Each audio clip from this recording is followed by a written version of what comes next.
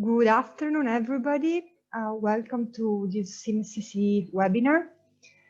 Today is my great pleasure to introduce Giacomo Falchetta, who will be talking about the role of cooling demand in Africa for planning household electrification. Giacomo Falchetta is a research fellow at FIM in Milan, and he's also about to complete his PhD at the Catholic University of Milan. His research area focuses on the nexus between energy, water, and climate change. And during his PhD, he was also visiting at IASA, PBL in the Netherlands. And before the PhD, he obtained a master from the London School of Economics and his bachelor from the University of Bozen in Italy. So before giving the floor to Giacomo for his presentation, let me say a few words regarding CMCC, which is the institution hosting this webinar series. CMCC is a research center on climate change, and it focuses on the interaction between climate, environmental stressors, and the society. It is a non-profit organization which was established in 2005, and it is organized as a network of different university and research centers located in different places in Italy, as you can see from this map. The center is, the research activities are organized in 9 research divisions, which you see on these slides. And those divisions cover different topics ranging from energy, water, food, inequalities, global policy, poverty, migration, and many others. CMCC is involved not only in research, but also in communication, organization of events, different kinds of publications, and also education. And he contributes, for example, to a PhD and master program at Foscari University. The rules of the game, as usual, to ask questions, please use the Q&A button at the bottom of the Zoom screen. So do not use the chat, but the Q&A. Or you can also raise your hand and you will be given the opportunity to speak up and to ask your question. So we have 1 hour. Giacomo will talk for about 30-40 minutes, and then we will have some additional time for discussing your questions. If there are clarifying questions that are needed anytime during the webinar, just please feel free to either raise your hand or type your question in the Q&A box. The webinar will be recorded and it will be uploaded on the CMCC YouTube channel. Let me take this opportunity also to remind you that tomorrow we will have another webinar on the history of oceans that you can see on these slides. And you can look at the website for more information on the webinar. I'll stop here and I'll give the floor to Giacomo. Thank you, Giacomo, for accepting our invitation. And we look forward to your presentation. Thank you. Yes, thank you very much for the opportunity. Let me just share my screen. Okay. Okay. You should be seeing my full screen now with the presentation. Yes. So thanks again. Today I'm going to present ongoing piece of research together with Malcolm Mystery from CMCC and the University of Foscari. And the title of the work is The Role of Residential Air Circulation and Cooling Demand for Electrification Planning. And in particular, we're going to inquire into the implications of climate change in the sub-Saharan African region. So let me start from motivation of this work. So everything starts from a need. That is to say that nearly 20% of total electricity consumption globally comes from buildings. And by 2050, this share is, this quantity of energy demand is forecasted to grow by a large amount, depending on different socio-economic and efficiency pathways, according to the International Energy Agency. But there is also a barrier in the sense, namely that about 1 billion people, about 12% of the global population, currently live without access to electricity at home.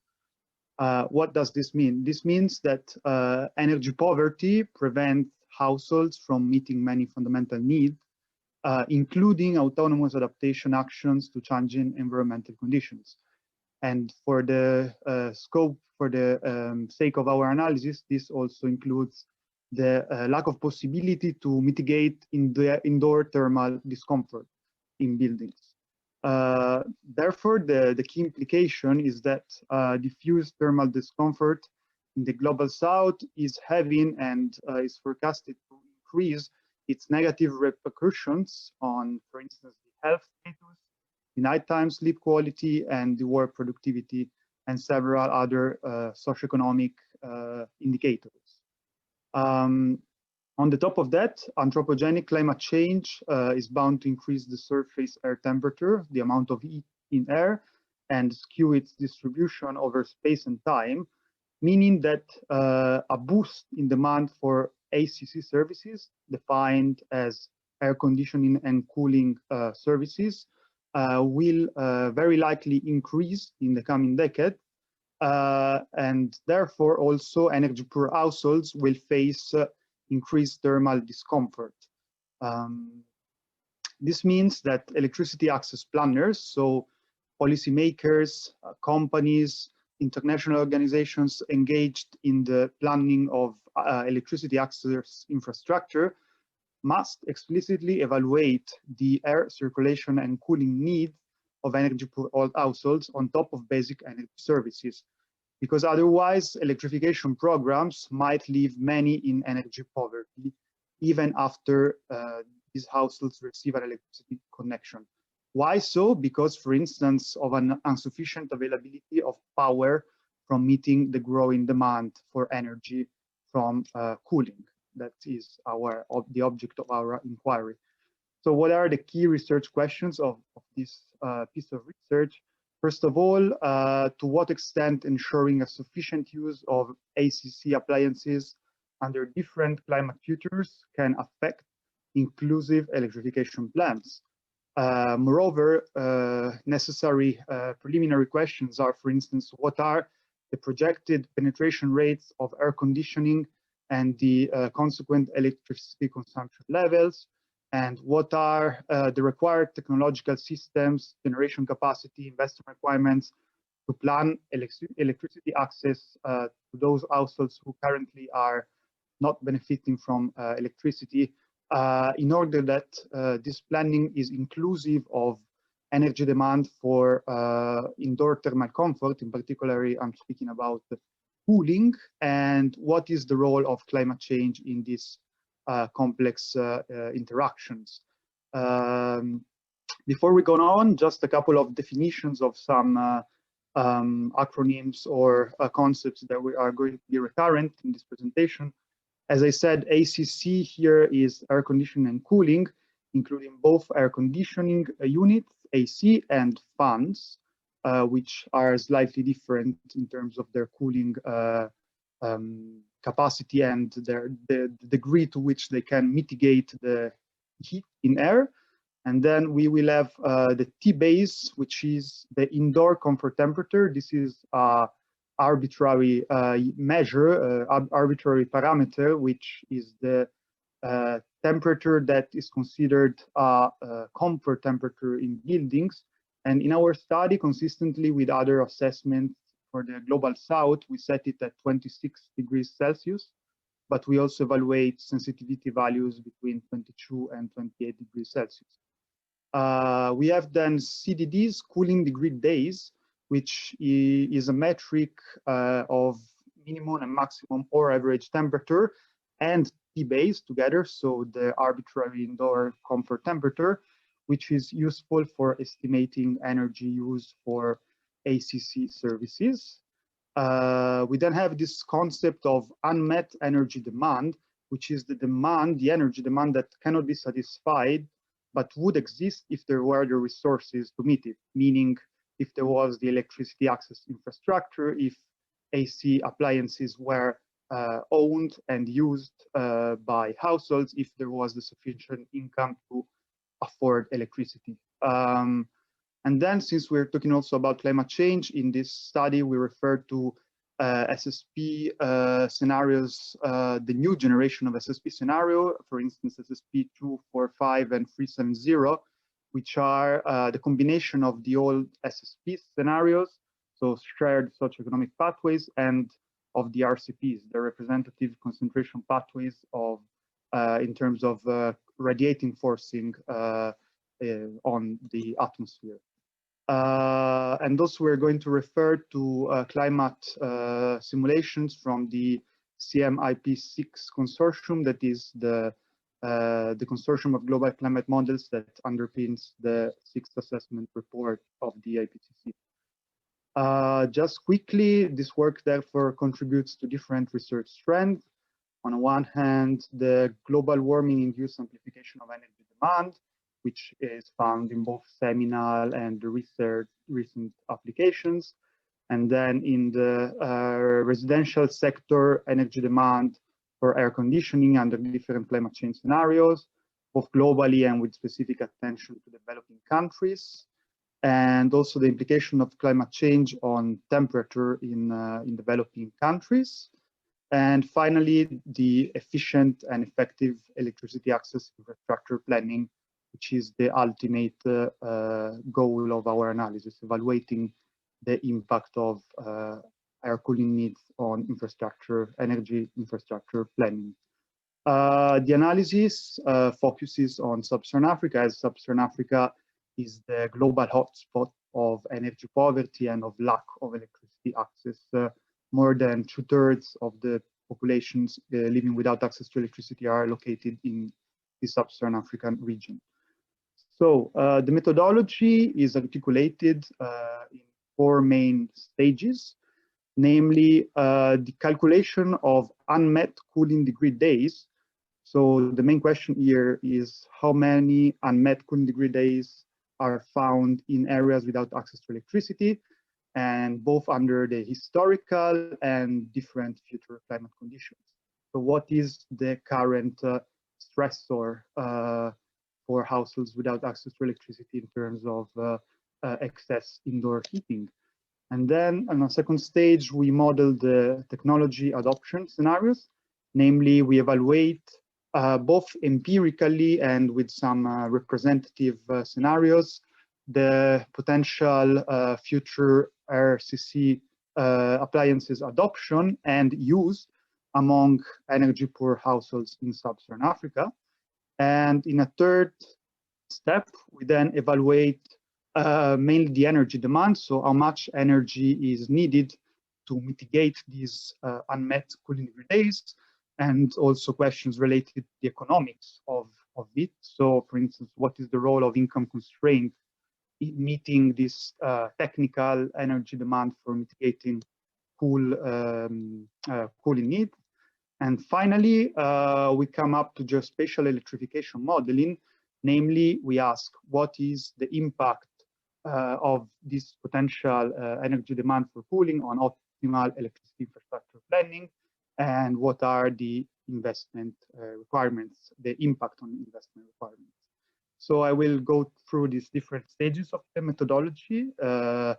First of all, we refer to historical climate data and CMIP6 future climate change projection in combination with satellite-based electricity access maps, namely a methodology that I developed during my PhD to evaluate the location of populations living without electricity access through the use of nighttime light data and population data to have a picture georeference picture of the electricity access poverty situation in sub-Saharan Africa, and combining these two pieces of information with the cooling degree days methodology based on the UK Met Office, we produce layers of cooling degree days. So the amount of excess heating in indoor buildings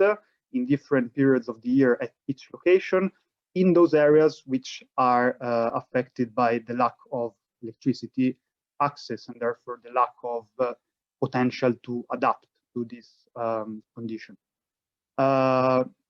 We consider historical cooling degree days based on 1970, 2000 monthly average data from World Clim, but also we consider NASA GLDAS based both dry and wet bulb CDDs together with my co-author Malcolm, who developed this data set, which are in a way superior, meaning they are constructed using free hourly temperature and relative humidity.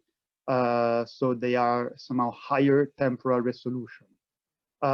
Instead, concerning future CDDs, so the potential evolution of these cooling degree days, we consider the median of CMIP6 downscale bias-corrected climate change simulations, and in particularly from 8 global climate models here listed.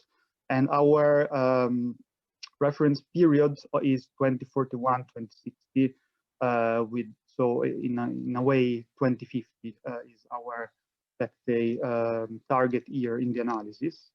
And for these future climate change scenarios, we consider the SSP 245, which is the update of RCP 2.6 based on SSP 1, and SSP 370, which is the update of RCP 4.5 based on SSP 2. As I said before, these new CMIP6 scenarios are interaction between global socio-economic development pathways and representative concentration pathways of greenhouse gases and their forcing in terms of warming potential. Then we come to the stage of evaluating the adoption of ACC appliances. And here we refer to wealth, because based on the literature, wealth is a strong predictor of uptake of ACC appliances, and also on urban-rural areas classifications, namely on the different typology of settlements. And we adopt the seminal two-stage model by McNeil and Letchert, which is a model which evaluates the penetration of air conditioning at the extensive margin, namely as a function of availability and CMS climate maximum saturation. Availability is basically a logistic function that was empirically estimated in this McNeil and Letchert study, which links income per capita to the availability of air conditioning units, so the income, the role of income, and climate maximum saturation. Sorry, no, let me just explain here. We refer to 2050 per capita GDP, so we are looking at a future horizon. We're estimating future pathways.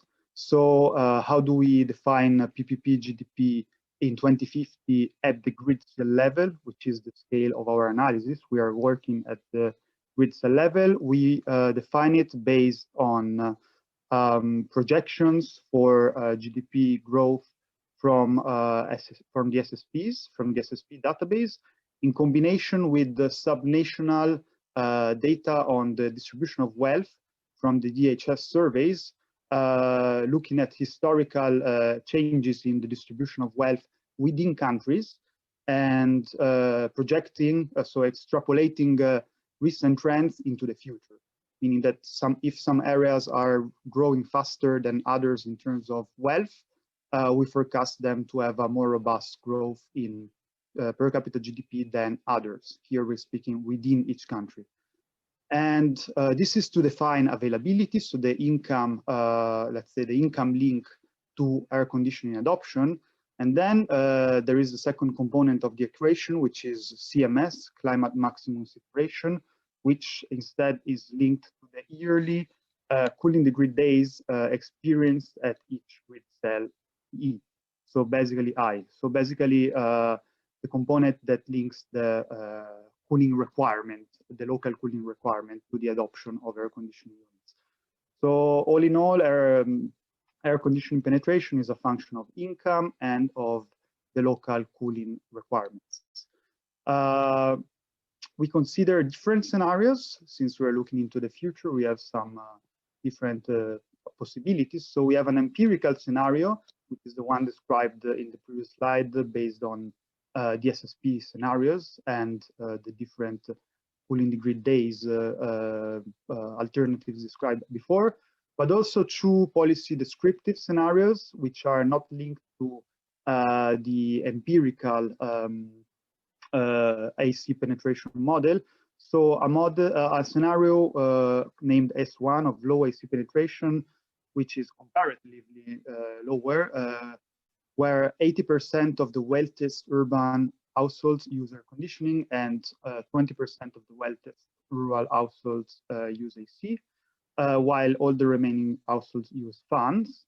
And then higher penetration S2, where all urban households use air conditioning and 50% of the wealthiest rural households use air conditioning, and the remaining use fan. This is in 2050. So again, everything is related to 2050. And as I said before, wealthiest is defined based on protection at the national level from the SSP database, downscaled using the DHS information on the distribution of wealth within countries.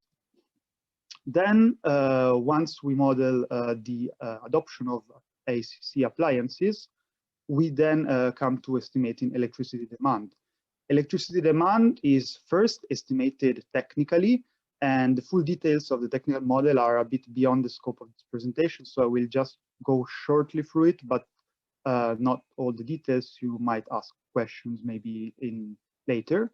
So air conditioning consumption, electricity consumption from air conditioning of each household at each location I and in each month of the year M is defined as the sum of air electricity consumption at 100% compressor activity.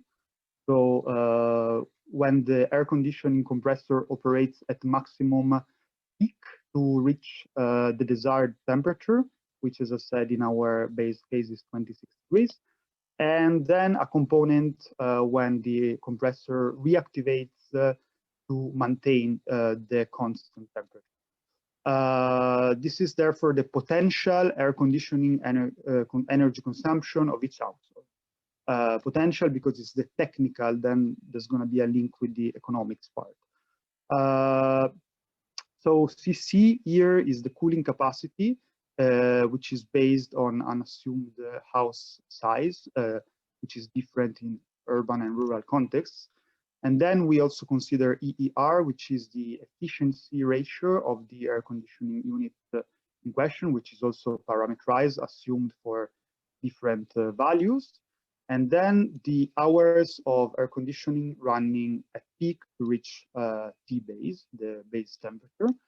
And also concerning the reactivation, so when the compressor reactivates, HHD here is the number of hours where the cooling degree days during each day of each month are above the base temperature. So time when air conditioning use is required to ensure indoor thermal comfort. And share is the share of the air conditioning use time when the compressor needs to be activated to ensure the desired temperature. Electricity demand, however, is not equivalent to technically required electricity to mitigate all the unmet cooling degree days, because there are some income constraints, there might be income constraints that limit appliance use. Therefore, what we do is we link our estimates to the income elasticity of electricity consumption from literature ranges in developing countries.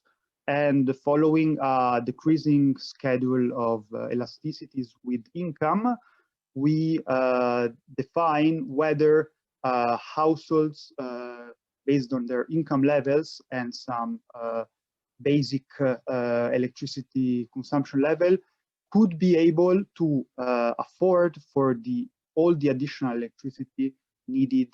So the tech, AC tech here is the technical electricity demand, which will be necessary to meet all the cooling needs.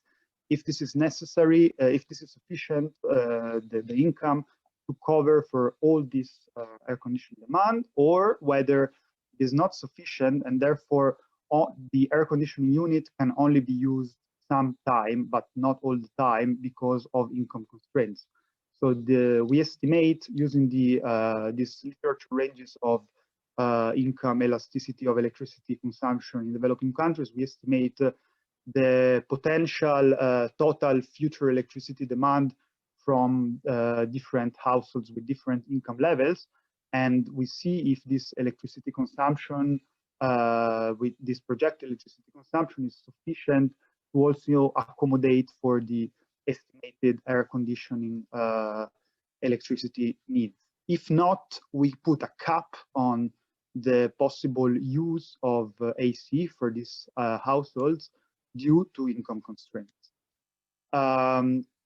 Finally, the last step of the methodology consists of running a geospatial electrification modeling framework, where based on some baseline electricity demand, so electricity demand for other services which are not related to ACCs, and techno-economic parameters on the cost of different electricity access technologies, such as grid expansion, mini grids, standalone solutions, and then based on GIS layers such as PV potential, wind potential, hydro potential, and the location of current existing infrastructure like the power grids and distribution of the population without access to electricity. We operate the onset geospatial electrification tool, which is a tool which operates at the grid cell level, developed by the KTH Royal Institute of Technology. The reference here is Mentis et al. I will zoom into the model specification later, which basically allows assessing at a very fine scale what is the cost optimal option to achieve universal access to electricity under different targets and scenarios, and what are the local investment requirements and optimal technological split, for instance. So this is the complete model specification. Basically, it is a demand which is a model which is demand driven. So based on the local estimated electricity demand, it considers different technological solutions as mini hydro, mini grid wind, or standalone PV solar system, or diesel generators, or even the extension of the national grid in the country to provide access to electricity to communities which today live without access to electricity. It does this by selecting the technology which at every site is estimated to have the lowest levelized cost of electricity.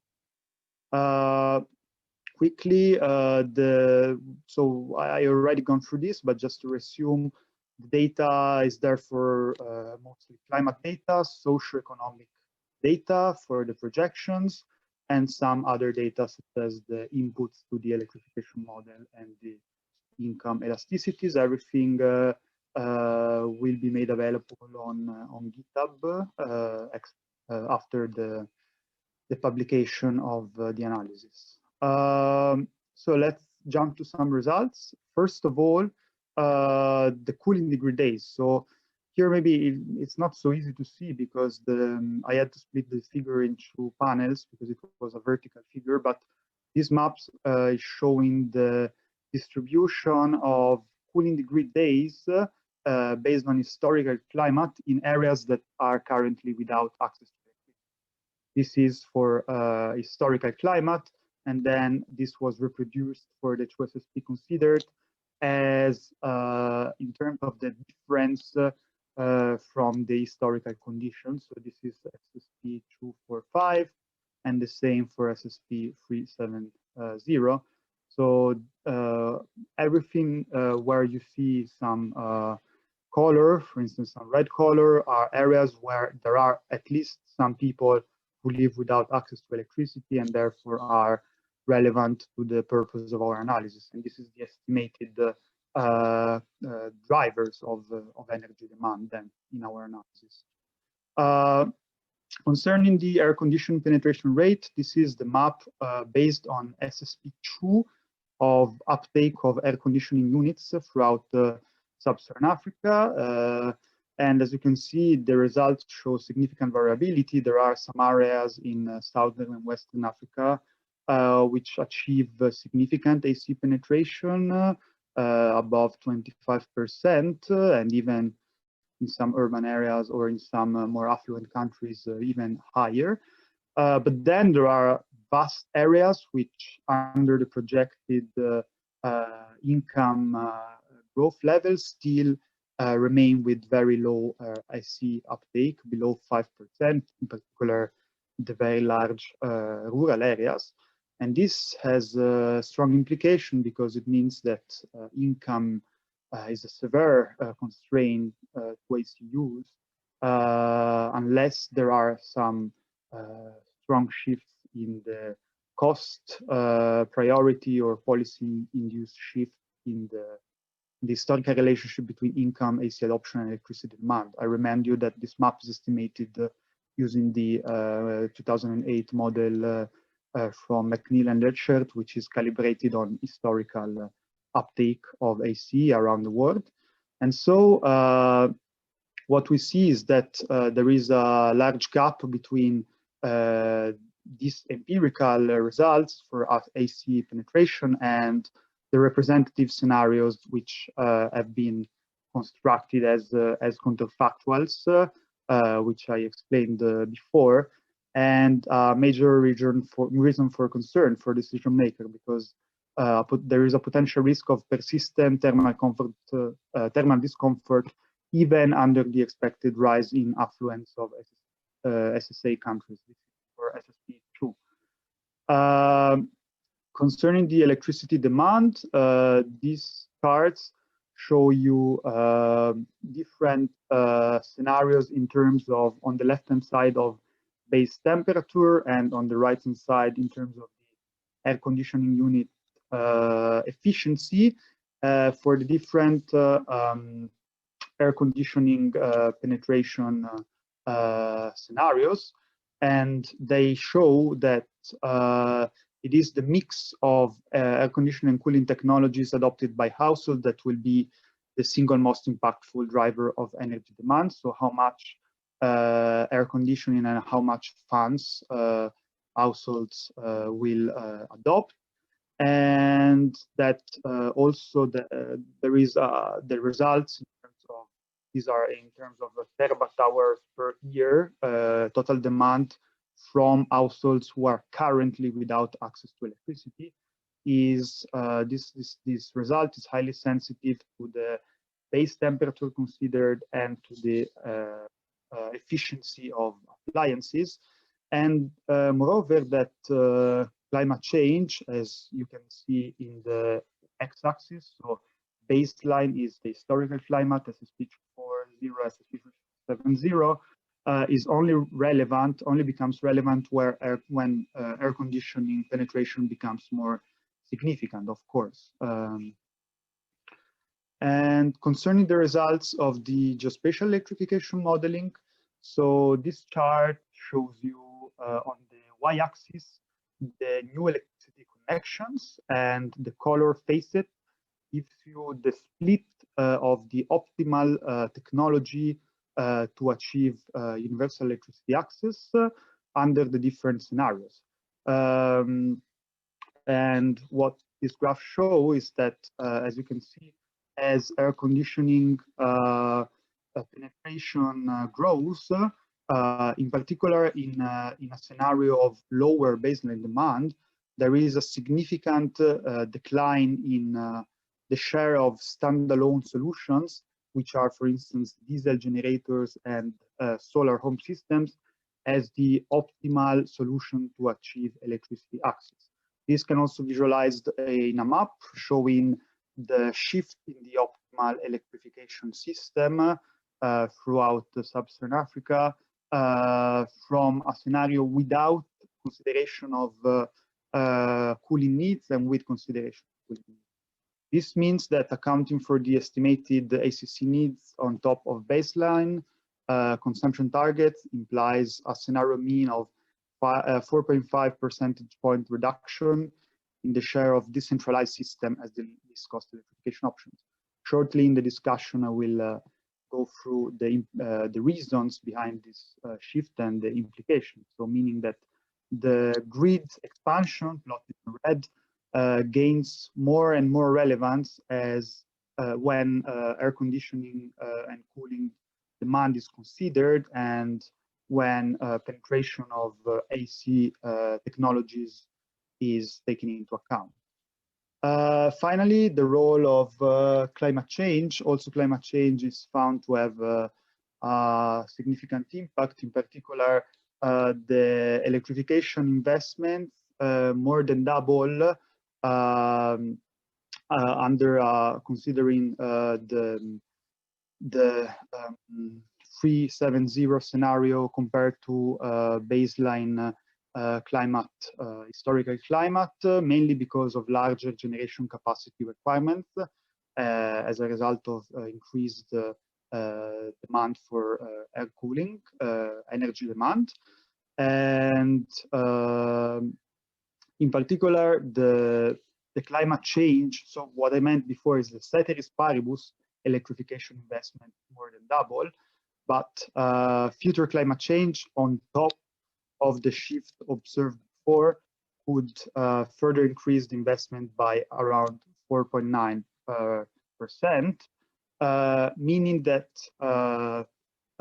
basically it is a combination of air conditioning appliance adoptions, of the efficiency in the appliances adopted, and in the climate future that will materialize, that are going to be the crucial determinants of the efficient outcome in terms of the electrification policy.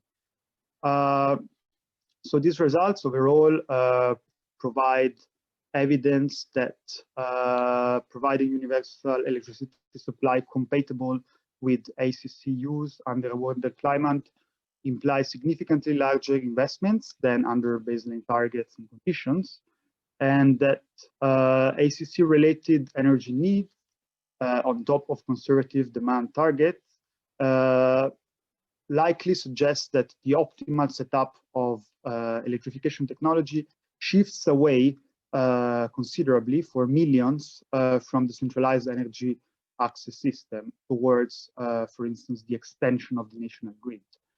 Because decentralized systems might not be suitable for the high peak power requirements of AC units unless very efficient appliances are adopted, as discussed in a recent report by the EIEE. And also because higher energy demand could make the decentralized solution economically inefficient compared to the extension of the national grid, because of the economy of scale dynamics involved in the choice of the optimal electrification solutions. Therefore, we have a situation of millions of households with unmet and growing cooling degree days, which could have negative repercussion on health, both physical and mental, and on productivity, and therefore broader socio-economic implications for the economies of low-income countries. Our main take is that decision makers should consider air conditioning and cooling and other energy consumptive adaptation actions in policies targeted at expanding electricity access, as this will likely be strong drivers of electricity demand growth from the residential sector of these countries. And these factors should also be considered in national greenhouse gas mitigation policy. Today in this presentation, I didn't have the time, but we also estimated potential feedback CO2 emissions from this growing electricity consumption for cooling households without electricity. The main limitations of this study can be summarized in the uncertainty over distribution of the population without electricity access, which, as I said, is based on satellite information on nighttime lights data, so it's an approximation, and the consideration of the cooling degrees metric, and the uncertainty in future climate change projections, and also the degree of uncertainty or arbitrariness in our schematic scenarios in the adoption and use of ACC appliances, including the uncertainty in future affluence level and in the income elasticity of demand. We don't consider alternative technologies such as evaporative cooler technologies or other passive building and urban planning options, which certainly should be considered by policymakers, as they might decrease the burden on energy demand. And also there are some limitations in the electrification modeling assumption and input data. So future research should also try to take all these limitations, which we currently could not cover. And thank you. And I would say that the presentation is over, and now there is time for questions, for any question. And here in the meantime are some reference to the literature cited in this presentation. Thank you, Giacomo, for the very nice presentation. Actually quite impressive also in terms of data gathering effort. So we do have a question from Richard Toll. Good afternoon, Richard. You should be able to speak now. Yeah, can you hear me? Yes. Can't see me, but you can hear me. Giacomo, this is all very impressive, but you pile assumption on assumption on assumption on assumption. You use very detailed data with a lot of spatial resolution, and then you project it a long time into the future. So really what you're doing here is you're building a large and complex model with a lot of uncertain parameters and a lot of uncertain data. So I would really have expected the sensitivity analysis on your parameter choices, or perhaps an uncertainty analysis and a decomposition of the uncertainty, in order to generate insights rather than numbers, right? You've produced a lot of numbers, but there is not a real indication of how reliable these things are. And one particular assumption that you make strikes me as odd, and that is that you seem to assume that if there's demand for electricity, there will be supply of electricity. And you rely on the SSP scenarios, which is essentially the number of people and per capita income, right? And other than that, there's nothing there. But in order to build an electricity grid, you need much more than that, right? You need a competent government that can properly regulate an electricity grid, which is something that is very complicated. So you need a government that is competent and that can hire the appropriate engineers and come up with the appropriate legislation that can be enacted and can be enforced and can be monitored and so on and so forth. And all of these things at the moment are utterly lacking in Africa. And somehow you seem to assume that if people grow richer, then by magic, these sort of conditions will appear. So yeah, if you could comment on these two things, I would be grateful. Thank you very much, Richard. So I might start quickly from the last question. Maybe something I should have made explicit from the start. So the main purpose of this analysis and also of the electrification model, which the geospatial electrification model, which is here applied, maybe I can slide explain the model, is of providing a planning support tool for policymakers involved with planning electricity access. Therefore, in terms of supporting policymakers in assessing technologies, assessing generation capacity requirements, assessing under which condition it makes sense to extend the national grid, or instead to foster private actors to consider, for instance, mini grid or standalone solution. So there is not the assumption that this is the situation that will materialize. Simply the purpose of the analysis is to evaluate what could be the impact of considering explicitly the cooling energy demand in planning an optimal electricity access infrastructure. I don't know if this addresses your question, but the idea is not forecasting the future, so it's not the electricity access infrastructure that will be built in the future, but it's rather to support its planning through describing explicitly the role of air cooling in the case of this study.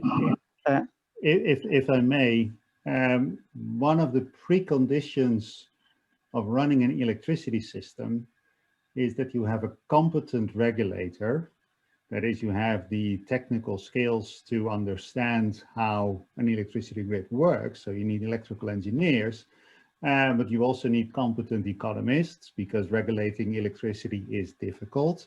You need competent lawyers, you need honest courts, you need non-corrupt politicians, and all of those things are missing from the variables that you have here. Of course, this model is purely techno-economic. There is no space for modeling the governance side of it currently. So this must be certainly acknowledged. So yeah, I would again remark this is a support tool for a competent regulator, but it's not a comprehensive solution for forecasting the future of electricity access infrastructure planning. So it could be a useful support tool for a ministry of energy of an African country seeking and developing an efficient electrification plan, but it certainly does not replace the necessary conditions behind it. Concerning the sensitivity analysis, yeah, that's a very fair point.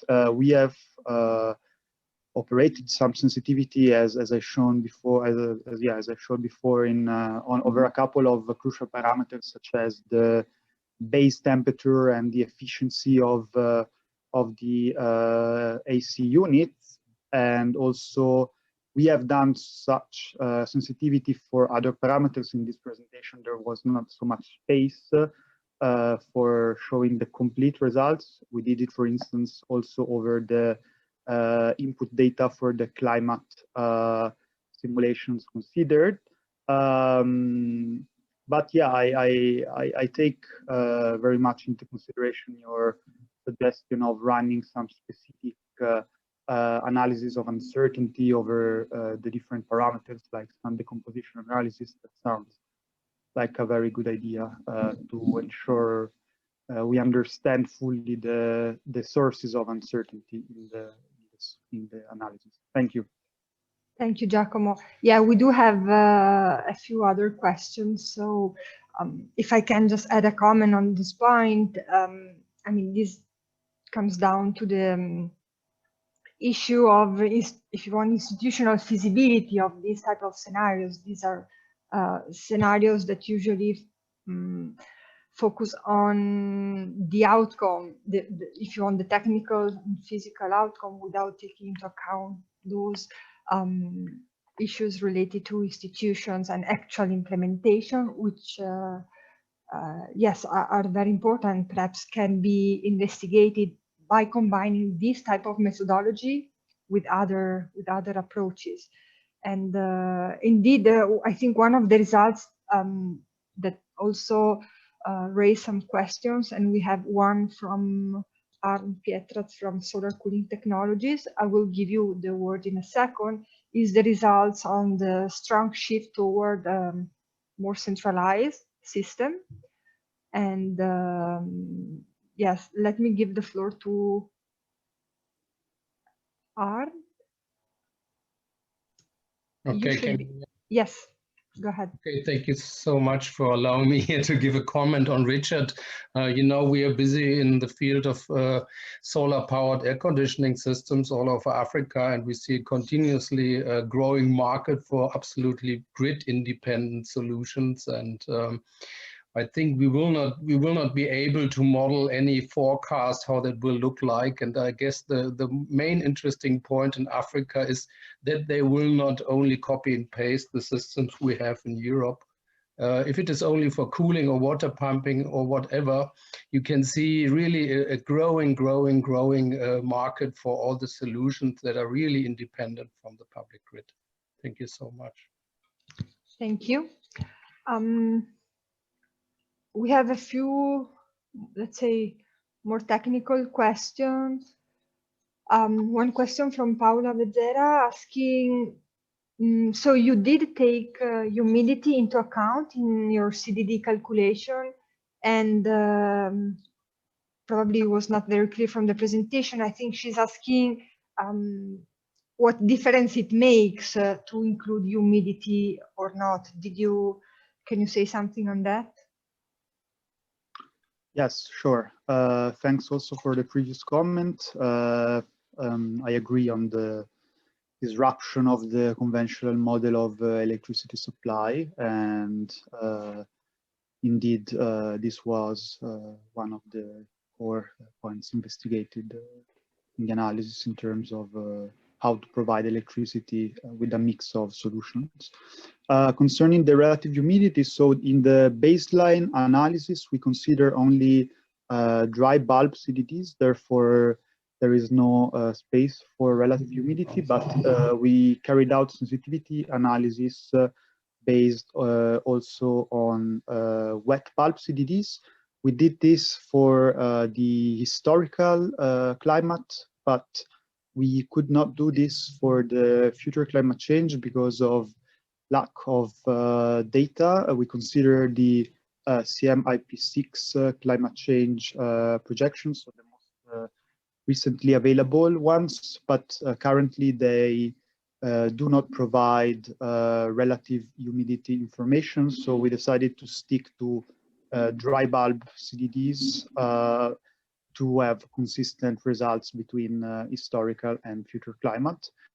And when using the wet bulb CDDs in the calculations, in the sensitivity analysis, we noticed, yes, quite some difference, because considering wet bulb cooling degree days implies a significant reduction in cooling degree days, actually. Which are significantly less than considering a dry bulb. But then which between dry bulb and wet bulb is a better predictor of the effective energy demand for ACC? It's not. The reply is not standard. It depends on the context, right? So Yes, we did this sensitivity analysis, but in the baseline analysis, we considered the dry bulb CDD.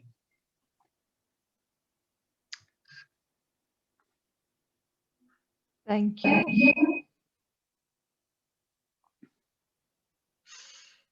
Yeah, so there are actually a couple of questions regarding the AC adoption module that you have used by McNeil and Falchetta. I mean, you mentioned that type of model has been calibrated on a very few data points for across all countries of the world. So there is a question actually related to whether you try to improve that specification and that AC modeling. For example, just one assumption that comes to my mind, which is very important, is the role of urbanization, which is not explicitly accounted for by McNeil and Morton. So yes, the question is, what are your thoughts on that, and how sensitive you believe your results are to that specific assumption? Yes, thank you very much.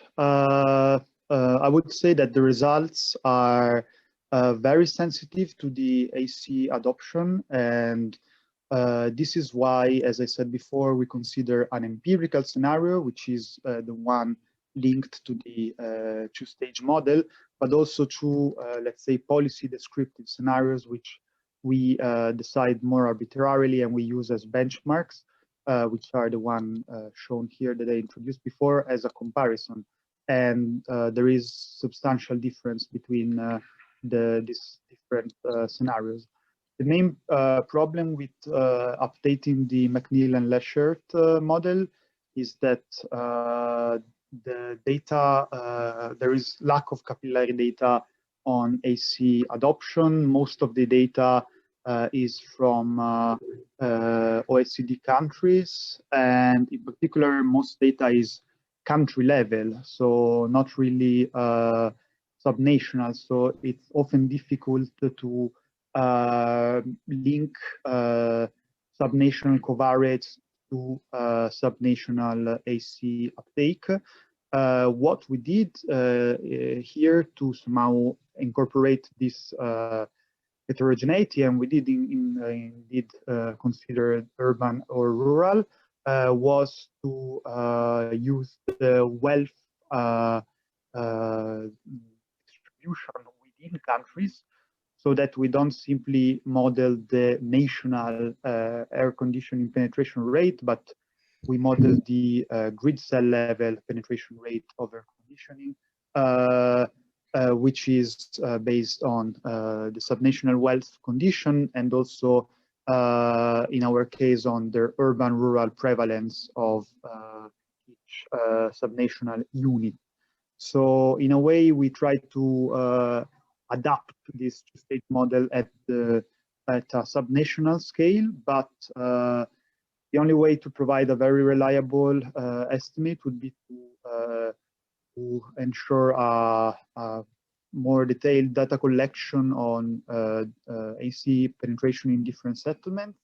Indeed, I have found a project which has begun running this year, which is being conducted in different developing countries, funded by the UK Development Office, which aims at better understanding patterns of air conditioning adoption in different areas in different developing countries, and doing it at a subnational scale. So when those data will be released, they will probably provide a better idea of how AC takes up.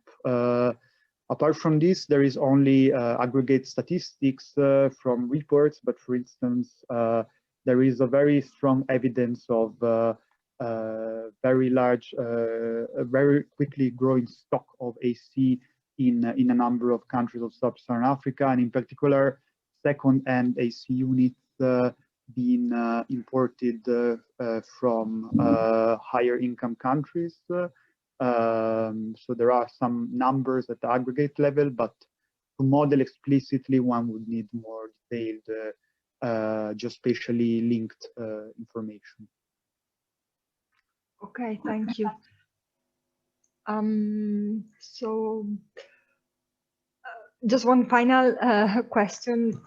So I was wondering, so I think in your model, there is no, for example, power outages from the centralized system. And I was wondering whether include these, like, okay, suppose that even the centrally planned grid is not able to cope with the demand, perhaps also because of other supply side shocks related also to climate change. Maybe accounting for that could actually, let's say, tilt the mix in favor of decentralized solutions, which could be more stable under some circumstances. I don't know if this is something that can be explored with your model. No, that's a very interesting question. And indeed, there is significant evidence that the centralized solution can reveal and often reveal more reliable than the central grid. And that's why also many consumers connected to the national grid in these countries also have some backup decentralized solutions for to cope with the frequent outages. I think that's an interesting point, the one you raise, and one could consider the statistics on the historical incidents of outages, and there could be, for instance, a penalty factor in the electrification model based on the number of outages, which shifts away from the central grid based on the reliability. So I think it's actually feasible, again, with some additional assumptions, of course. So I think it's an interesting piece of advice that I take. Thank you. Okay, thank you, Giacomo. So I think we have to stop here. Thank you again very much also for the discussion, the very useful and interesting comments. There are more comments on the chat that I will share after the seminar with you, Giacomo. Thank you again, and also best wishes for the Christmas holidays. And stay tuned with the CMCC webinars. Thank you. Goodbye. Thank you very much for the opportunity. Bye.